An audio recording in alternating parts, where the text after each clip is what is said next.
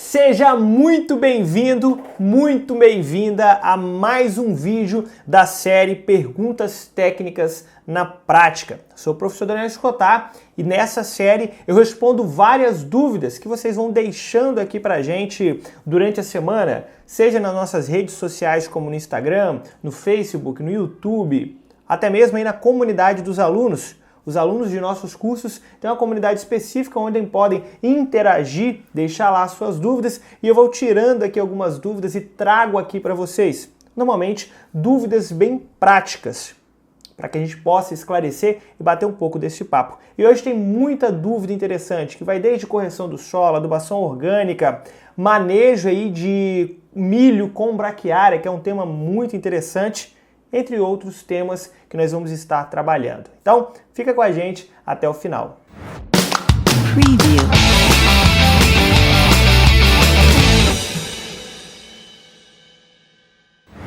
E a nossa primeira pergunta de hoje, olha que interessante. Como fazer o consórcio do milho com braquiária? Como vocês bem sabem, quem acompanha aqui o nosso trabalho há um tempo, eu sou um apoiador da utilização de cultura de cobertura. Eu acho que é, sim, um avanço nos nossos manejos de culturas tropicais, principalmente, forrageiras tropicais, e não é diferente aí no consórcio de culturas com grãos, como o milho, por exemplo, culturas de grão. Particularmente, temos tido muitos bons resultados aqui, não somente para culturas anuais, para culturas perenes também. Mas especificamente com milho, eu acho sim um manejo muito eficiente. Eu vou explicar aqui de forma direcionada como fazer esse manejo, mas já partindo aí do princípio que muita gente já fala assim, professor, pode ter competição, pode não ter, como que é esse acúmulo de biomassa? Vamos lá. Daqui a pouco eu vou te explicar que normalmente a gente faz esse manejo ou utilizando a braquiária de pré-plantio, ou utilizando no plantio junto com o adubo, semente de braquiária na linha lá do plantio, ou até mesmo em cobertura.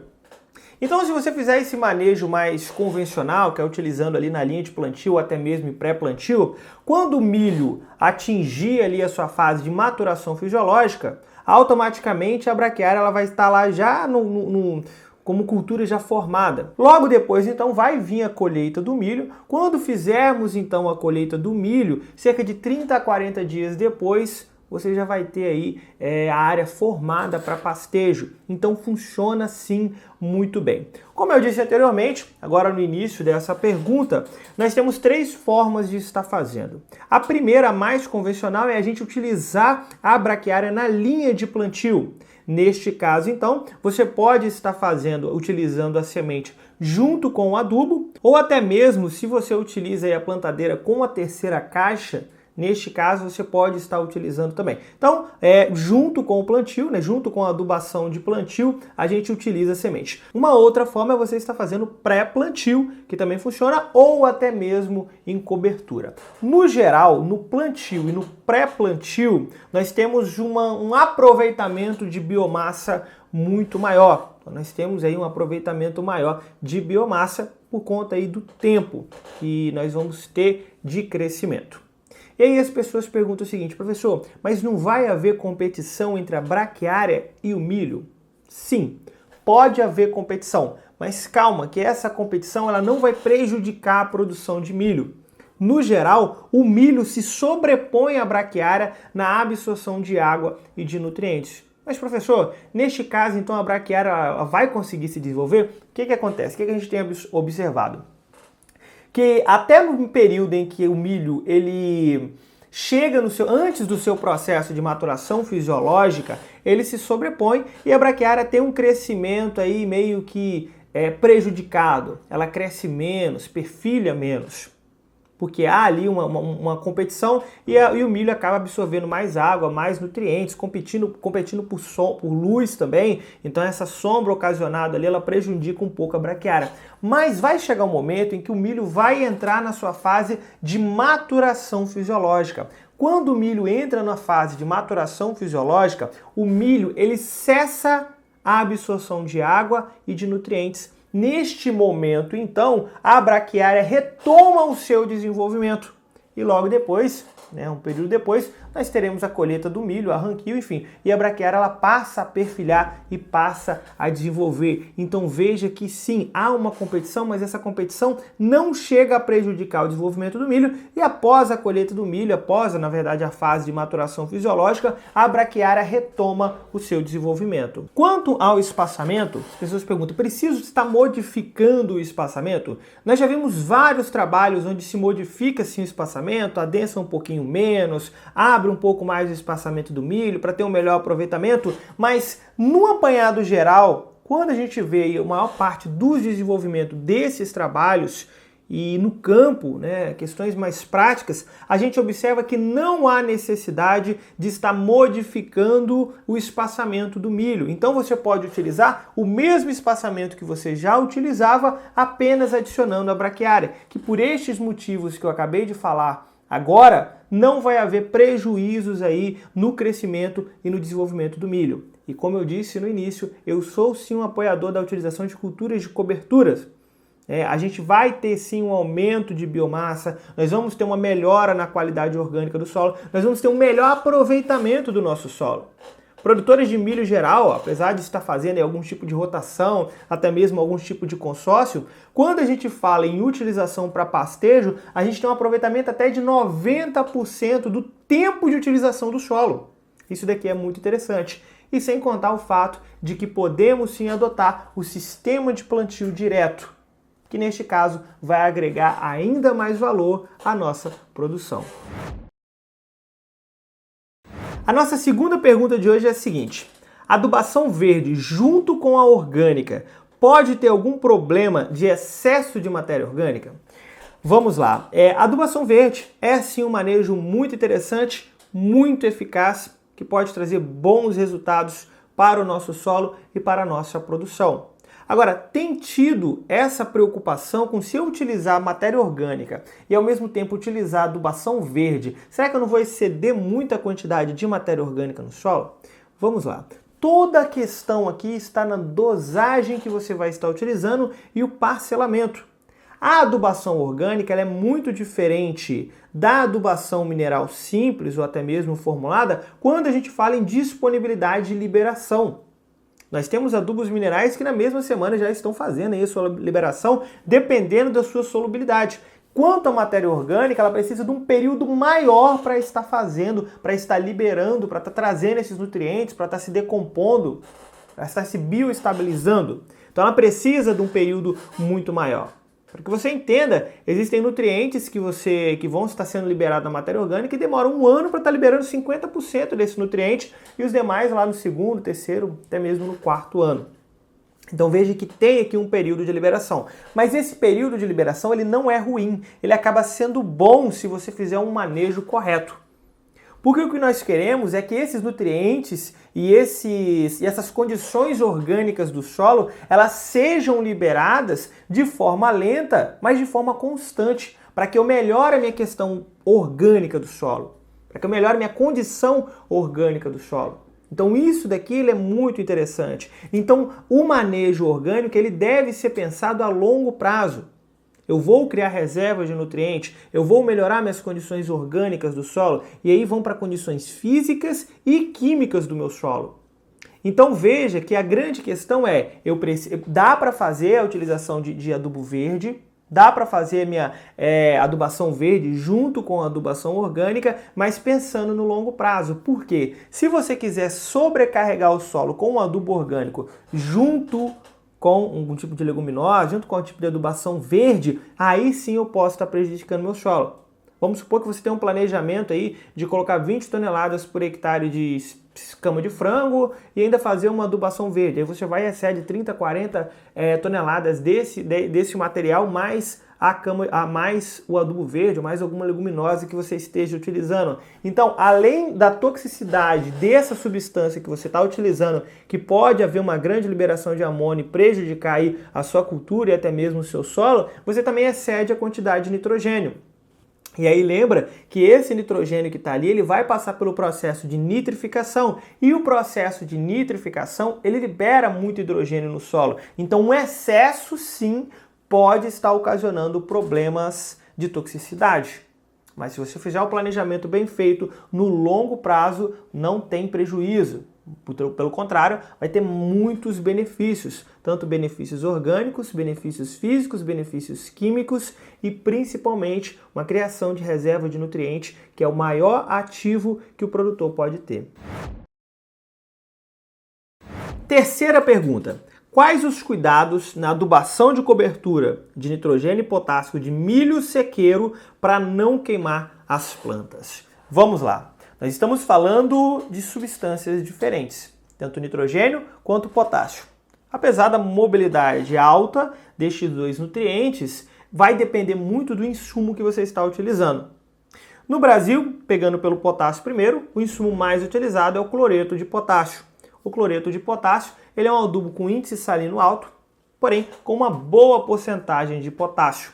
Como vocês bem sabem, a mobilidade do potássio no solo ela é alta. Isso pode ser bom, como pode ser ruim. Pensando no lado positivo, é que rapidamente estarei disponibilizando potássio no solo. Pensando no lado negativo, é que esse potássio que não for absorvido pelas plantas que estiver na solução, ele vai ser lixiviado e vai haver perdas. Agora, o outro problema que acontece aqui é que o cloreto de potássio vai exceder como índice salino. Eu vou ter excesso de cloro no solo. Então isso daqui pode ser prejudicial.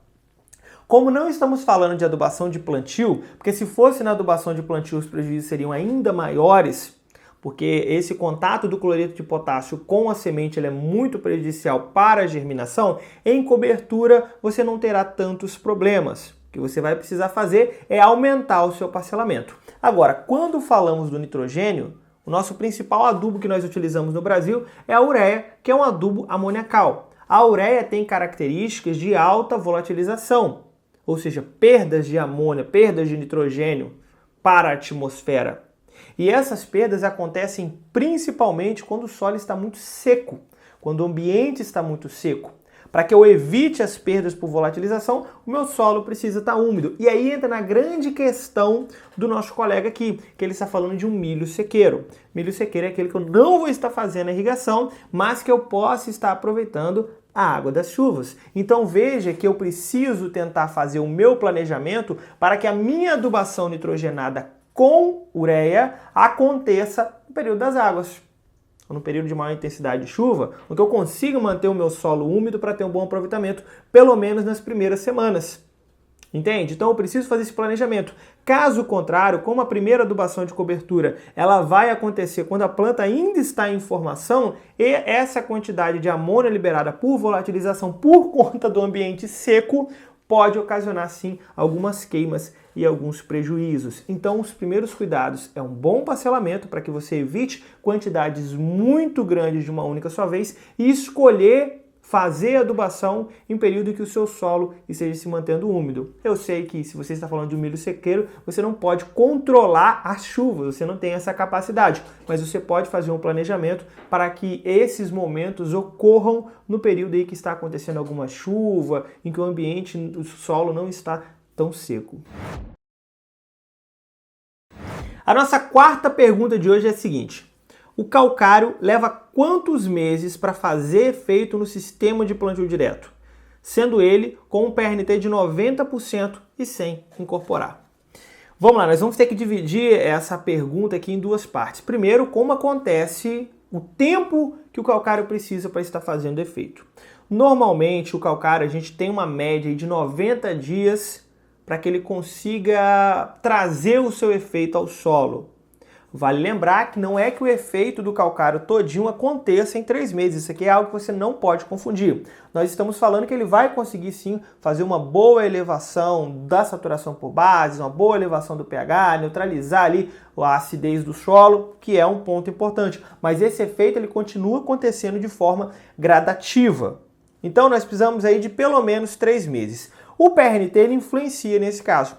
Quando é um PRNT abaixo de 90%, nós temos que seguir à risca esse intervalo de 3 meses, ok? De 90 dias. Porém, quando o PRNT ele é acima de 90%, 95%, 98%, 100%, neste caso eu posso até diminuir um pouco, porque essa ação ela tende a acontecer de forma um pouco mais rápida. Então eu posso fazer aí com 50, 60 dias, é um período interessante.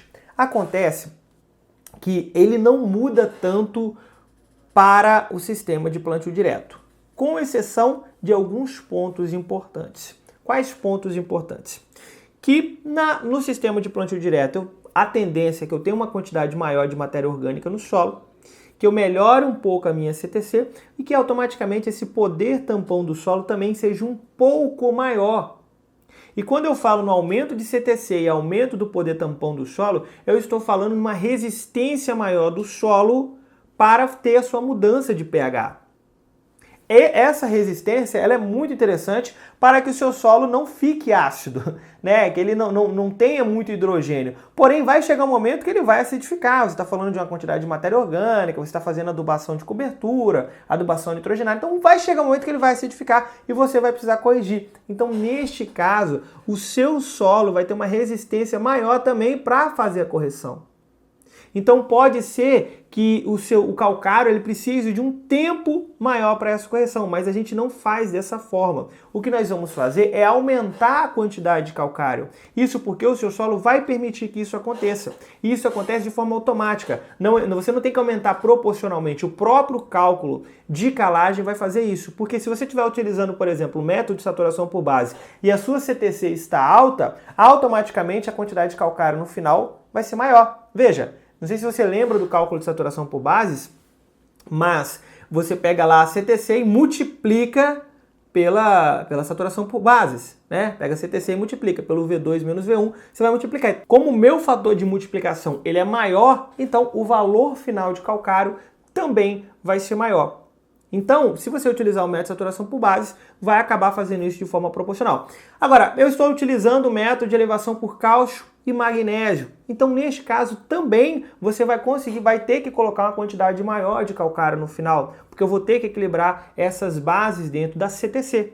Entende? Então, de uma forma ou de outra, você vai acabar sendo forçado a colocar uma quantidade maior de calcário, o que a longo prazo pode ser interessante se o seu solo estiver permitindo essa maior capacidade. E a nossa última pergunta de hoje também é parecida com a anterior, com algumas diferenças. Olha só, após corrigir um solo em área de pastagens, qual o tempo para que eu possa fazer a adubação a lanço? Veja que o outro ele falou para o sistema de plantio direto. Na pastagem tem uma condição interessante que também é parecido com o sistema de plantio direto, que é a não incorporação do calcário no solo, né? E se ele está falando de uma adubação de cobertura, possivelmente é porque a pastagem já está em formação ou já está formada. No geral, a gente também segue essa mesma regra, chega lá de 60 a 90 dias após a correção, a gente pode estar fazendo essa adubação. Agora, na pastagem, a gente utiliza alguns critérios importantes, que é o período de estar fazendo essa correção. No geral, se é uma pastagem que ela é adubada, que ela tem um bom nível tecnológico, como é a desse nosso colega que ele está perguntando aqui, ou dessa nossa colega, né? Não lembro agora quem fez a pergunta, no geral, a gente sempre faz essa calagem cerca de 90 dias antes da sua primeira adubação de formação. Então, se o seu planejamento é estar fazendo a primeira adubação de formação em maio, você tem que ir lá e fazer 3 meses antes. Se é em outubro, 3 meses antes. Então, a gente não parte do princípio da adubação tendo como referência a calagem, não. A gente parte da adubação, a gente parte verificando quando que eu vou fazer a adubação, né? A nossa evidência tem que ser a adubação e eu me planejo para fazer 3 meses antes.